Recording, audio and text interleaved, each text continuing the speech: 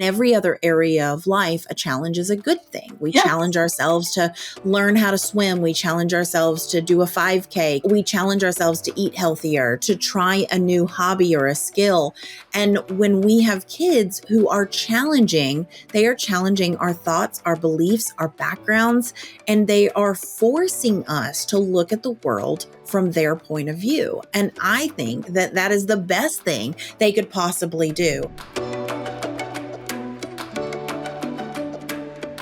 Welcome to today's podcast. I'm really excited to dive in today because I've got an amazing guest that is going to be talking to us about what happened when she applied the Calm the Chaos framework to her unique family. But the reason I'm really excited about it is recently I've been getting a lot of flack online because my book, Calm the Chaos, has the subhead about it being a fail-proof roadmap for parenting even the most challenging kids. And there's been a lot of kind of pushback around me calling kids challenging, that that's rude, that that's mean, that that's disrespectful to the kids, and it's not honoring the kids themselves. And listen, I've heard that for years now, but as long as I've parented my own kids, as long as I've been around, I believe I was that challenging kid. And I believe I still am a challenge to a lot of people in my world. But one of the things that I've realized is the parents who come to me who are looking for support, when I ask them to describe their kid in one word, it's always the same word: challenge. It's such a challenge. They're so hard. And it doesn't mean that they love them less. It doesn't mean that they don't care about their kids. It doesn't even mean that they see their kid in a negative light. But this kid is challenging. They've pushed everyone beyond what they're used to. And today's story reminds me so much about why I choose to hold steady to using the term challenging kids. Because the story of the mom that's coming on, she's going to share about her adopted child and the challenges they went through when they first became a family and the challenges they still have. But the thing that stood out to me is that before becoming a member of Jen's family, her daughter was kind of given up on by so many people in her life because she was, quote unquote, challenging. She was more challenging than any other kid. She was, worse off. She was too far gone. You name it. This is how she was described by professionals, by the system that was trying to help her. And because Jen is a member of our community, Jen was able to help this child feel seen, feel heard, and understood for the child she is without changing her. So without further ado, I'd like to introduce all of you to the amazing Jen Beaney. Welcome, Jen, to the podcast. Hello. I had you on today because I think you've got such a beautiful story to tell. But also, I don't think you even knew this. When we talked just recently and you were telling your story about your daughter, I had gotten a really negative review on Amazon. And part of it was because I called the kids challenging. And it hit me in my gut, hit me in all my sensitive spots. Oh man, I really want to be out there and helping parents, especially parents who have neurodivergent children, parents who are trying to help their kids the best they can. And I don't want a barrier that's going to hold them back from being able to get this framework. And then you shared your story the very next day. And I realized that it's kids like your daughter that I want to reach, the ones who have been kind of cast aside, the ones who have been counted out as too far gone. And if that means that I have to talk about it as challenging kids, then I'm okay with that.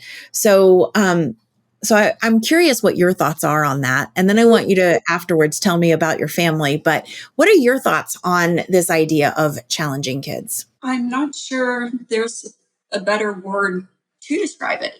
We have all of these adjectives that we attach to our children. And I've talked to in the, 6 years since my son's autism diagnosis, And that is the word that comes up almost first, if not the most, is it's challenging, it's hard. And then all of the synonyms of, challenging. And there almost seems to be kind of a stigma attached to that word, that if we call our kids challenging, then we're saying that they're negative or they're broken. Yeah. And, where I'm coming from, if you're a new listener to this podcast, where I'm coming from is I believe challenging is actually a good thing. I think it pushes those of us that are adults, those of us that are caring for these children, it pushes us to think differently, to learn differently, to try things out in a way that we would have never done. And in every other area of life, a challenge is a good thing. We challenge ourselves to learn how to swim. We challenge ourselves to do a 5K. Couch to 5K is a thing. We challenge ourselves to eat healthier, to try a new hobby or a skill. And when we have kids who are challenging, they are challenging our thoughts, our beliefs, our backgrounds, and they are forcing us to look at the world from their point of view. And I think that that is the best thing they could possibly do. And you yourself have, I think that, Jen, you have a family of challenging humans. And so can you describe, in the best case possible, we were just before we got on, we were talking about your now 7-year-old and how he challenges you all the time. And you've learned a way to see the humor in his challenges instead of seeing it as disrespect. So can you tell us a little bit about your family? My husband and I have been married for 14 years now. I have a 20-year-old stepson that I raised as my own since he was 9. I have a 13-year-old son diagnosed with autism at the age of 7, a now 7-year-old son, and my recently adopted 16-year-old daughter. Okay. And your 7-year-old does not have a diagnosis? He does not. But one of the challenges, see, that's the right word, that we were coming up against was he was mimicking and modeling his older brother's behavior. And then we went into lockdowns and he had 0 peer models. And so it was almost as if he should have a diagnosis, but it was just purely peer modeling. Mm-hmm. Now, talk to me a little bit about your daughter, because that's what we're going to be focusing on mostly today. It was probably one of the biggest challenges you faced as a parent. Yes.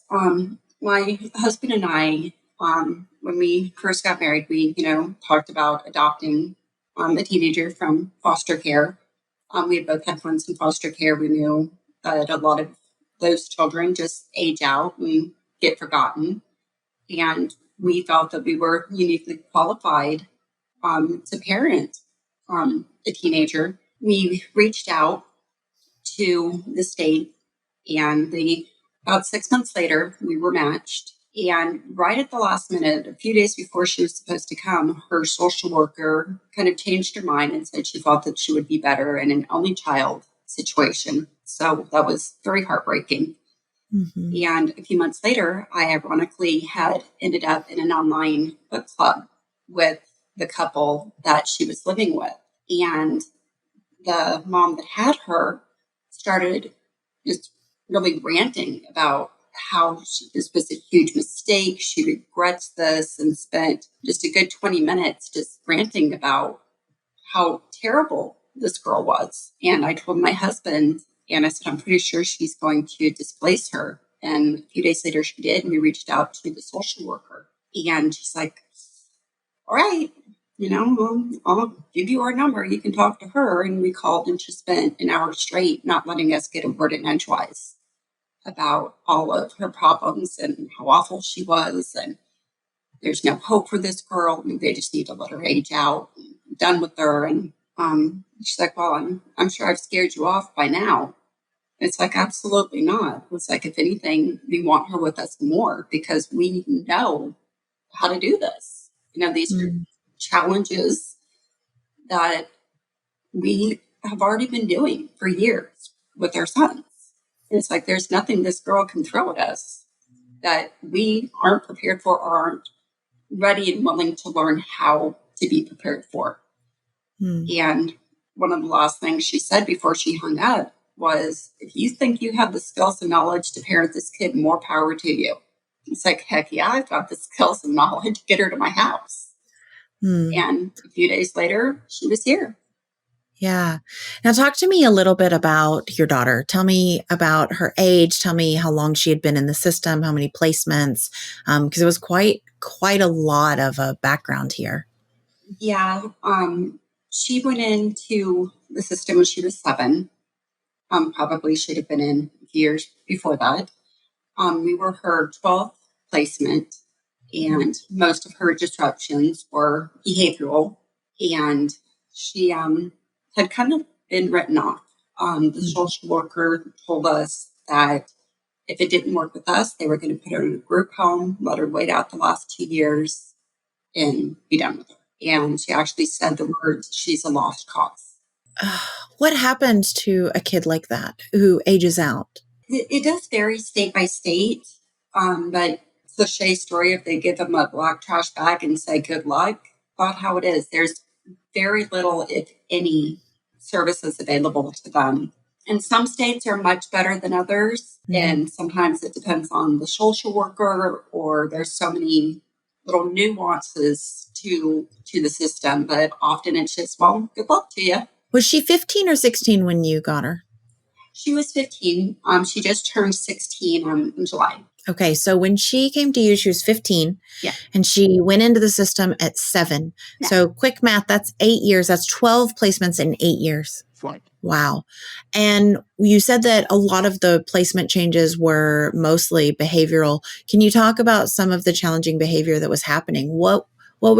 Why did this other parent feel so at a loss that they displaced her again? You know, the teenage girl attitude, but times 10,000.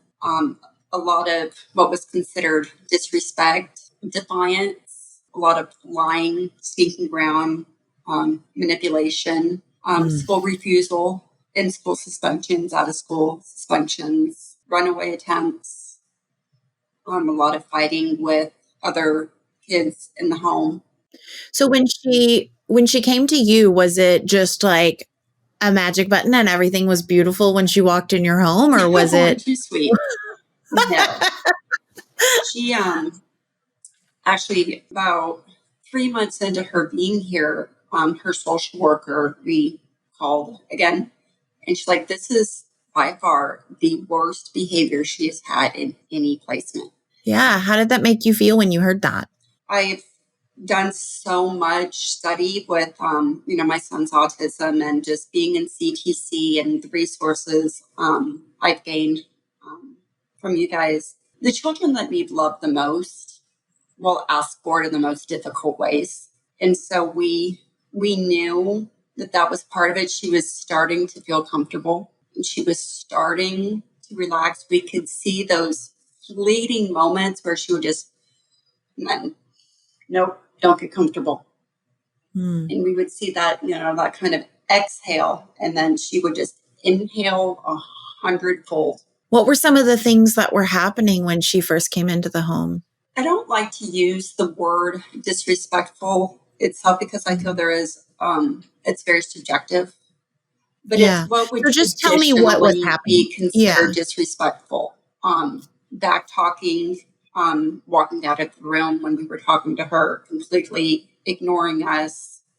A lot of the, "I don't have to, you can't make me," call my social worker, have someone come pick me up.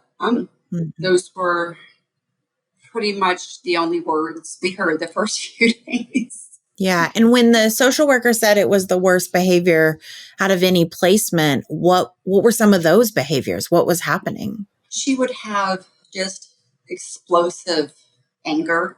My husband one evening asked her to please pick up her dishes from the floor in the living room, and she just exploded and was, screaming at him and cussing at him. And it's like, the more we tried to soothe her, the more escalated she got. And she took her tablet and slammed it on the floor and shattered it, and was screaming at us that we made her do that. And we had probably a dozen or so just explosive situations like that.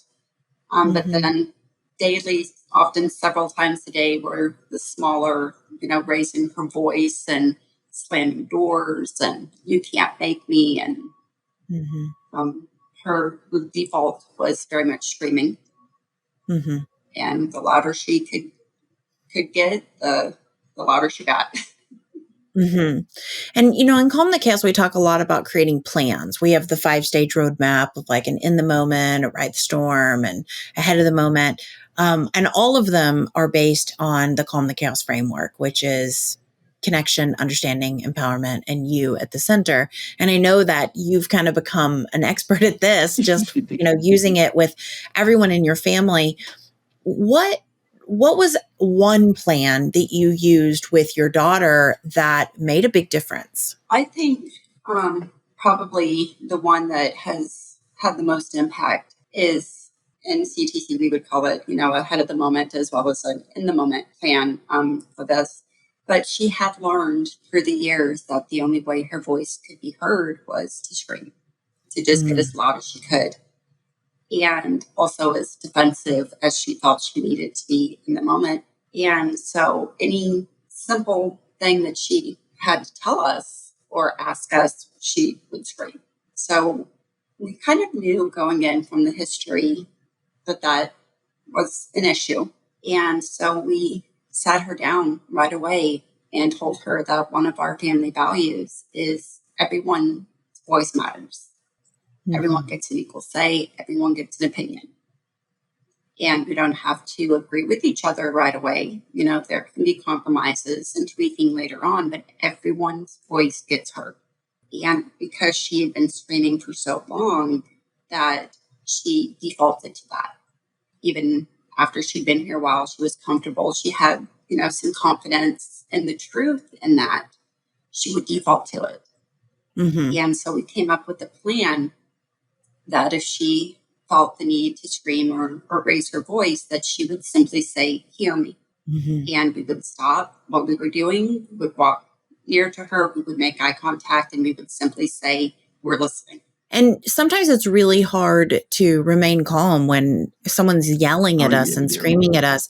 What was your, we call them anchors here, but what was your anchor to kind of get through those moments without reacting? I developed this anchor with my 13-year-old meltdowns, and it's worked very well. My daughter as well, is I just take a deep breath and I say to myself, hear the words, not the volume. And so it just helps me kind of get out of my fight, flight, or freeze and be able to just hone in on the words they're saying, not how they're saying them. A big anchor that I've used with her is she doesn't mean it. And because often almost every time she does come back and say, I didn't mean that. I'm sorry. And I firmly believe our children don't mean that. I mean, even as adults, we get in spats with, our spouses and say something, that, oh gosh, I'm sorry, I shouldn't have said that, or I didn't mean to say that. And especially, when you've got out of the box kids and you're already overtired and overworked, and, we say things to them that sometimes we need to go back and apologize for. So there just has to be that grace on both sides, that they're going to say things that they don't mean. And sometimes, we're going to say things we don't mean. And what has this plan, making this plan, I know it wasn't just like one and done and now you magically, everything's better, but you've used this plan for the last year now and tweaked it and continued to kind of show up for her this way. What has that made possible in your family now? It's really opened up lines of communication, because she and I haven't specifically talked about this, but I imagine in the past, if she screamed something at someone, they'd scream back and there was a punishment and her need wasn't met. So being able to use this plan really allowed us to have a communication on a deeper level, because we know when she says, hear me, that's okay. She is struggling to find the words. She's struggling to remain calm. She needs our full attention right now before she feels the need to escalate the situation. And before we had this plan, my husband and I struggling to, okay, well, I'm taking care of these, so can you take care of her? And well, she wants this and you want this. And it kind of took that all the way. It's like we hear those words. It's like, no, this is what we're doing. And now that she's able, is she still screaming all the time? Is that kind of her mode of No, communication? actually, I wouldn't say it's 100%, because 8 years of a habit, probably longer. I imagine that started at a very young age. So you can't undo that many years in 1 year, but I'd say that 90%, if not more, improvement. That's amazing. Can you give me some examples of some of the things you do now to connect with her, or some conversations you guys have had that really illustrate the change in your relationship over the last year? One, I had actually posted this in our Next Step community, is I had posted 9 months ago. I was kind of leaning in, and I was like, okay, we're on our 5th suspension. She's being sent to the alternative school. I'm exhausted. I don't know what to do anymore. Help. That was right at 9 months ago.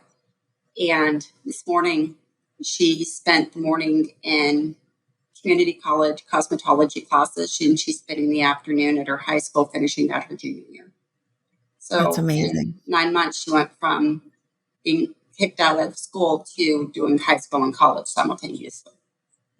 That's amazing. And I know that you guys have a fun way of connecting, because it's hard to get her to open up and talk because she has so much walls built up.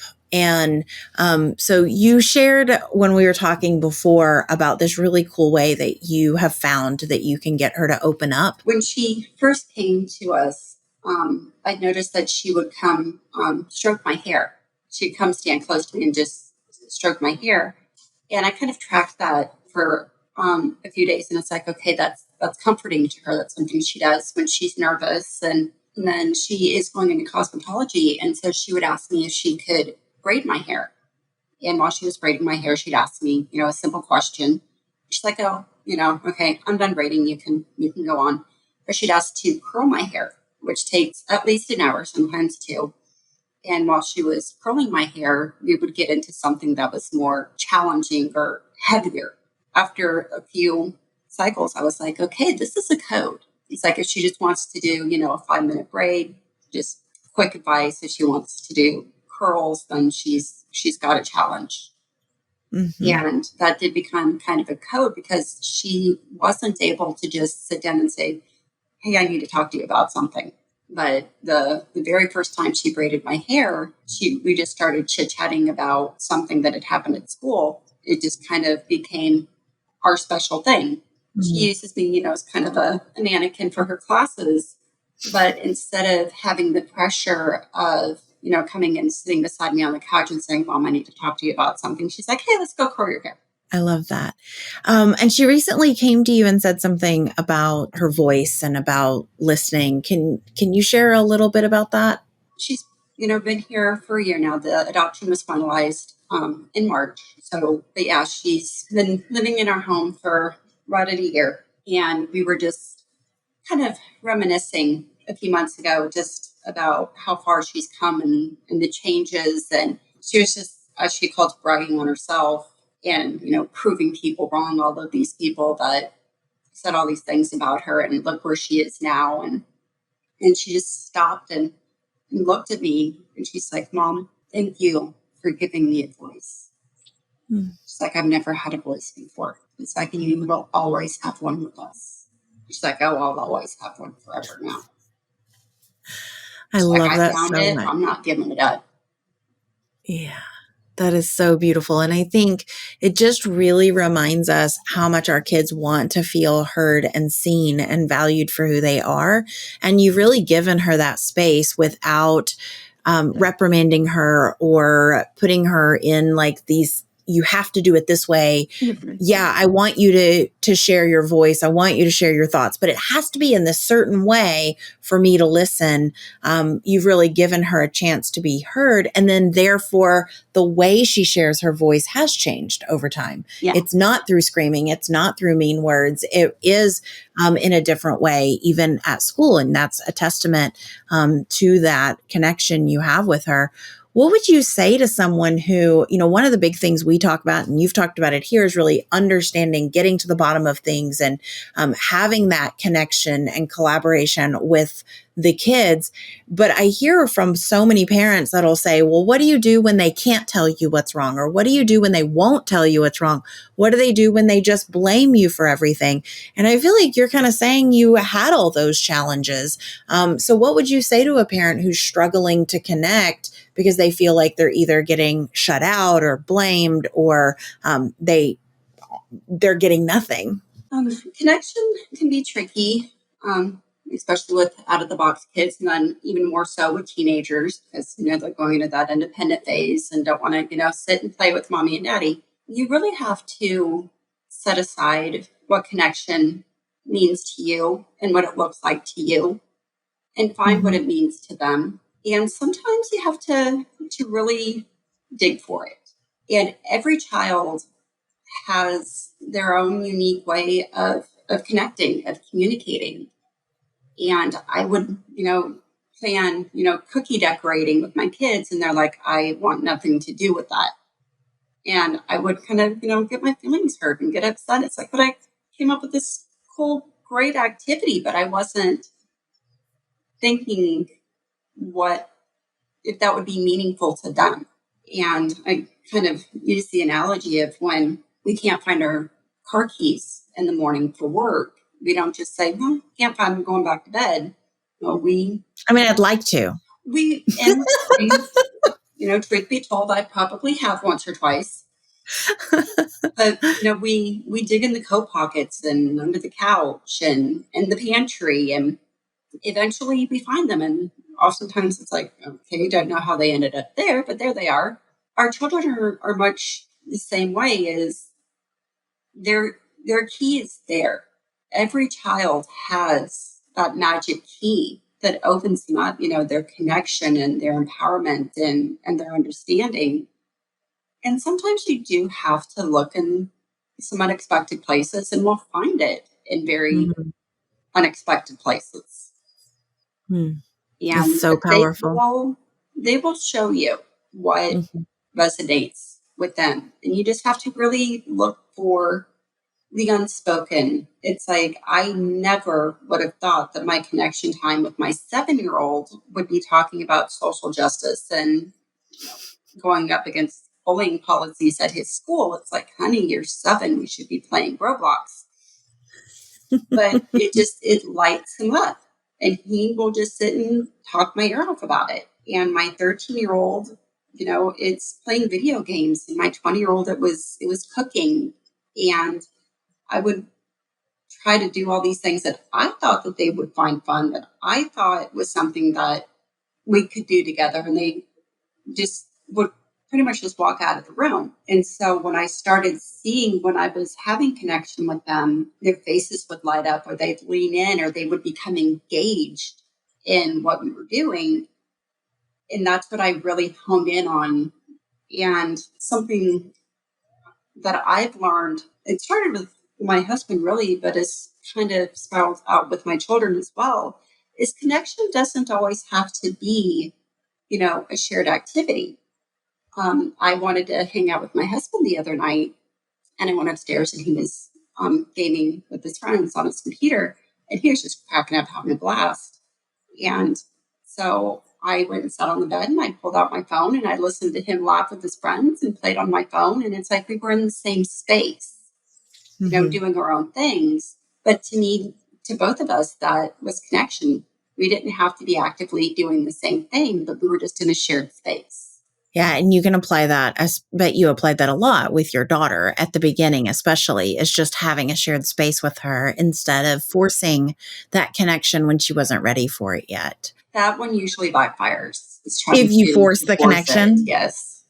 Absolutely. And that's something I wanted to talk to you about next is one of the biggest pushbacks that I hear when we post anything about what we suggest and creating family teams and creating agreements and doing away with punishments and consequences and kind of traditional parenting is that that's what's wrong with today's generation, and that's why our jails are full, and that's why kids are getting suspended and kicked out of school, and that's all the problems today. And I find it interesting because I think if we were to actually look at a lot of the people in the jail system, I think we would find that many of them have, had corporal punishments. I think we would see that they've had lots of suspensions. Actually, I know that we would see that there's a connection there. And so, but from a real parent, a real family, you've got a daughter here who had spent, 15 years being given every consequence in the book, literally. And you did something radically different. So what are your thoughts on this idea that removing consequences and punishments is what's, the doom of our society? What would you have to say about that? Well, kind of my first thought is if that type of discipline and parenting worked, why are our jails full? You can only, try the same thing without it working so many times before you realize maybe we should try something else. Because if this was going to work, wouldn't it have worked by now? But I think people hear, phrases like removing consequences as we just let them do whatever they want, whenever they want. They rule the house, especially, the older generation that spare the rod, spoil the child. They hear, no punishment, no consequence, and they take it to that extreme that they just run amok and we don't care. Until you've really seen the results of the CTC framework and just methodology in and of itself, because it truly is, CTC is truly, it's a philosophy. It's not just a set of skills. And once you're able to adopt that mindset of let's, try it a different way and staying curious and learning from your children, then I really think that's a big game changer. Yeah, because I asked him, I wonder what you were thinking when you said that. I wonder what you were feeling when you did that. And they're like, okay, so he wonders. It's like, yeah, it becomes very second nature. But when other parents see it kind of in action, as I say, there's almost a disbelief of you're not using consequences or punishments and you're getting these results. Like, yeah, because I stopped listening to all of the people that told me I should be doing this. Yeah. What would have happened to your daughter when she got to your placement and she started yelling at you and she started skipping school and she started hiding things and taking things? What would have happened if you just grounded her, if you took away her phone, if you did all of the things that, people say you quote unquote should do? What do you think the trajectory would have been? I think it probably would have just been Groundhog's Day because that's what she was used to. She was used to, the old school consequences and punishments, and she was a lost cause because that's what they had been doing. Mm-hmm. It's like if any of that was going to be effective, she wouldn't have gone through, that many placements, and she wouldn't be, we wouldn't be her last ditch effort, as mm-hmm. they told us. And a child that, especially an out of the box child, you can't expect a human dealing with other humans to not respond like a human. He was like, I would never go up to an adult, having a bad day. You're like, why don't you just knock it off, go to your room, give me your phone, we're done. I would never talk to an adult like that. They're like, hey, what's going on? Is there anything I can do to help? Let's, try to figure this out. So why should we talk and approach our children differently than we would a coworker or a spouse? And I've gotten mm-hmm. a lot of pushback on that one. That mm-hmm. you're not there to be their friend. You're not there to, you show them you're the boss. You're the boss of them. That's when I get a lot. You're the boss mm-hmm. of them. Hmm.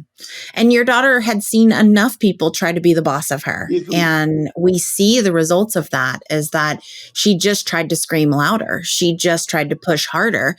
And so by not being the boss of her, by listening to her, by really trying to understand what she was trying to say, you saw a dramatic difference. And she now has a totally different trajectory for her entire life because you listened, because you were there for her, because she knows that she has a safe place where her voice can be heard. And so I want to say that is absolutely amazing that you were able to do that. And your story, I know, is going to help so many parents out there who are struggling with this and struggling to make that shift, especially when they're being told by so many others what they should or shouldn't do. What would you say to a parent who has a foster or newly adopted child and they're struggling? That kid is pushing back. They are argumentative. They are refusing to do any of the things by the quote unquote house rules. What do you want them to hear more than anything else right now and take away? When you bring a child into your home, you have to see everything else as secondary. The rules, the routines, the schedules, there's plenty of time for that. The very first thing you have to do is build the trust and the connection, because the majority, if not all of these children, have zero trust. Most likely, my daughter certainly did see how far they can push you. And she actually told us a few weeks ago, she's like, I just pushed you as hard as I could in the beginning to see how long it was going to take you to get rid of me so I could just figure out what to do next. And the older children, especially the teenagers that have been in the system for a while, is until you have that connection with them, no matter how small it is, something that they can rely on, that, okay, we'll have breakfast together every morning. I can rely on that. Mm-hmm. Or you're going to be home waiting for me when I get home from school. I can rely on that. And something that they can take with them that is going to be an anchor for them, that I can rely on this one good thing that is going to be the same every day. And, chores and getting good grades, and that all has to be secondary. Of course, it's important, but it has to be secondary, because until you have the connection and the trust, none of the rest of that matters to them, because they're not going to put any type of emotional investment into a situation until they feel like they can trust it. Why unpack? She literally, like the literal unpacking as well as the emotional unpacking, she refused to unpack her clothes for 2 weeks. She's like, why bother? And it was, that's a literal, tangible example, but emotionally, they're not going to unpack either. And until you're able to start unpacking that, the other stuff doesn't matter. She had dishes in her bedroom. They were, trash didn't get taken out. Schedules were all over the place. And it made it a little difficult, because my other two are very scheduled and very routine. And it's just kind of, what? It is what it is right now. None of this other stuff matters. And then once we got to that comfort level with her, that she felt safe, she felt trust in us, then we started working on the other stuff. But if we had tried doing that other stuff before, it would have been completely unsuccessful, because it didn't matter to her. Why, build a routine when I'm not going to be here in 2 weeks? It's such a good point, because so often when we're in it, we feel like, and it's the first advice is create structure, create rules and systems so that they know exactly what's expected, so that, they know what the boundaries are and they know what lines they can and cannot cross. And you're saying, no, forget that for now. And I think it's important for people to hear that piece, for now. You're not saying forever. You're saying, when there's dysregulation, when there's broken connection, when there's a trauma, a problem, a challenge, we have to let go of all these things we think should happen for now. And we have to address the connection, the trust, the safety first, build that foundation, then we can bring back in those other things that we know kids need to be successful, to feel well-rounded, to be able to navigate life. And so I would guess that you don't have zero structure in your home at this point. I would say that it's probably, but allowing that allowing is so hard for so many parents. And that allowing that you did in those first few weeks to the first few months is what has allowed all of you, your whole family, to get to where you are today. So I just commend you on that. And, just this story is so empowering and so uplifting. And so thank you so much for sharing and telling your story and being vulnerable. And if this story has helped anyone today and you're listening to this, please, comment on, whatever you're watching this on or listening to it on. Send us a message on Instagram, on Facebook. We'd love to hear how this story resonated with you. Jen is a very active member in our Calm the Chaos community. And so if you join us over in the community, she is right there to catch you and chat with you as well. So, Jen, are there any final things that you want to say that maybe I didn't ask you about? Many of us are going back to school. We've only been in school for 4 days, and that's something that I just kind of wanted to touch on with, going back to connection, especially, our older kids, our teenagers, is they're with new teachers, new friends, new students. They're experiencing new things, learning new things, some good, some not.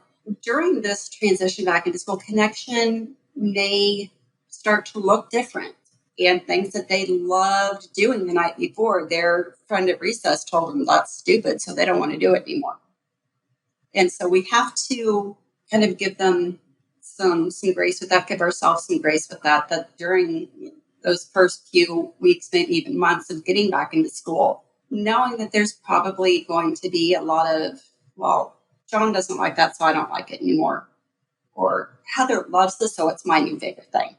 And we have to just ride those waves of the peer influence and the teacher influence, and what they loved yesterday, they hate today. My youngest came home absolutely hating his favorite TV show because his kid next to him didn't like it. So That's really good advice, just to really be listening, keeping those listening ears open, especially in any big transition, like the beginning of school or like coming back from a holiday or during the summer, or a new teacher, new friends. Those are really good reminders at all ages, especially, again, if we're dealing with kids who push a little harder, who are trying to find their place in the world and they don't fit traditional standards. They don't fit the mold. You're going to have to open up those listening ears just a little bit more to listen for their language. So thank you so much for sharing that. This completely slipped my mind, but I definitely want to say with bringing in foster or adoptive children is, please do not ask them to share their story. Do not ask them, okay, well, what happened to your mom? What happened to your dad? Don't ask them. Give them the permission and the space and let them know that you want to hear their story and you're ready to hear their story. But don't ask. I almost destroyed my relationship with my daughter because I asked a question and it triggered her, and she ran upstairs and didn't even make eye contact with me for a full day. And the next day she's like, please don't ask ever again. And looking back, it's like, I should have known that. But we want to connect with them. And connection is understanding the history and understanding the past. You have to let them come to you.